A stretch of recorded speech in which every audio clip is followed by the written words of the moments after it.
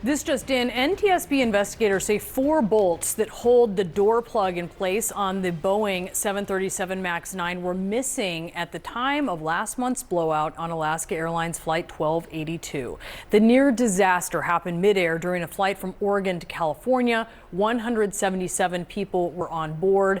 FAA Chief Mike Whitaker has been testifying today on Capitol Hill about his oversight of Boeing following the incident. We have CNN aviation correspondent Pete Muntean here with us. All right, tell us more about his testimony and this new report. Obviously, those 4 bolts were very important. This is a bombshell finding from the National Transportation Safety Board. It just released this 19-page report. It's a preliminary report about that blowout back on January 5th.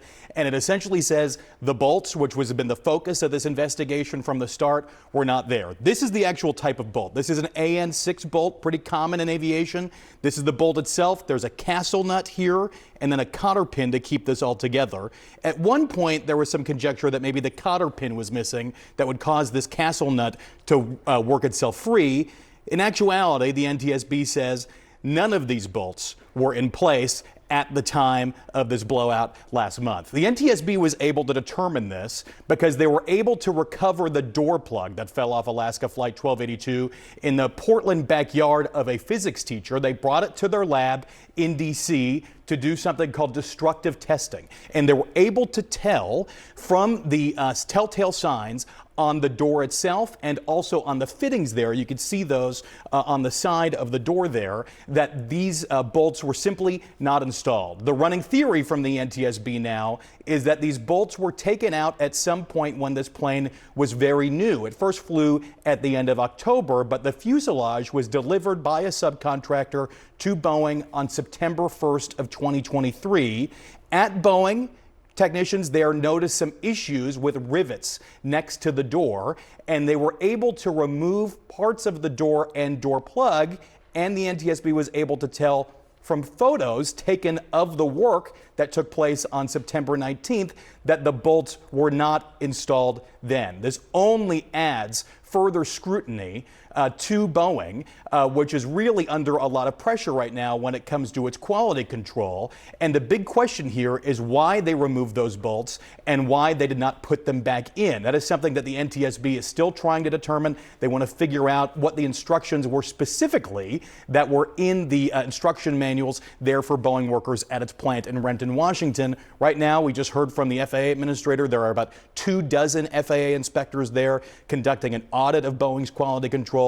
But this is only the beginning. This is just the preliminary report. We will see a final report probably in a year's time. No laying blame here by the NTSB on Boeing, although we could find that in a final report. So just very quickly, basically, when this plane was pretty new, yes, the door plug had to come off for yes, a reason, a rivet reason. Yep. And when it was put back on, the bolts were not gone. put back on. And the issue is the door plug itself, which you can't see from the inside of the airplane, you can only see it from the outside of the airplane, goes through so many cycles. The inside of the airplane expands because of pressurization and then contracts when it's not pressurized. It's supposed to hold it there in place, but at a certain point, essentially this door just blew free, and the NTSB says the door blew out and up and free of the airplane in a very explosive and dramatic way. We have seen the videos from on board. It is pretty incredible that everybody survived this and nobody was seriously hurt. Pete, thank you so much for that. I do want to bring in CNN safety analyst and former FAA safety inspector David Susi now. That is a bombshell, as Pete said there, especially since it seemed before this door plug blew off, it was an airplane that was kind of giving some signs, right, with the pressurization issues that it had been experiencing on multiple occasions.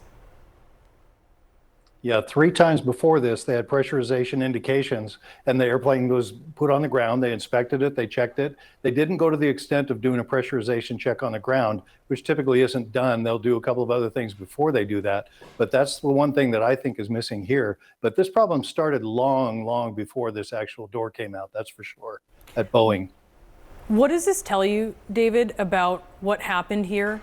And how, I mean, do you understand how this could have happened, that this door plug was put back on without the bolts being there?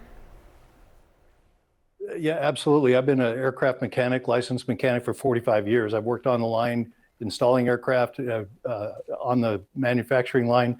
And there's often a problem between the communication, especially in shift changes where they change from one to the other. But here's the situation is manufacturing employs a certain mindset.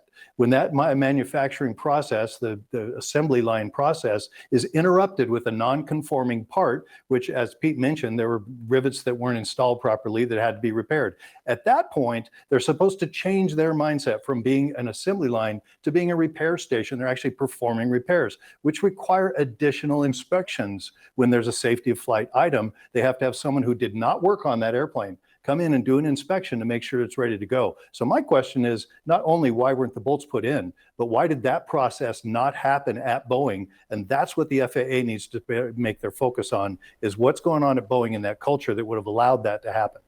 Yeah, huge questions about Boeing's culture that have persisted for years and are ballooning again now. David, great to have you. Thank you so much. Thanks, Brianna.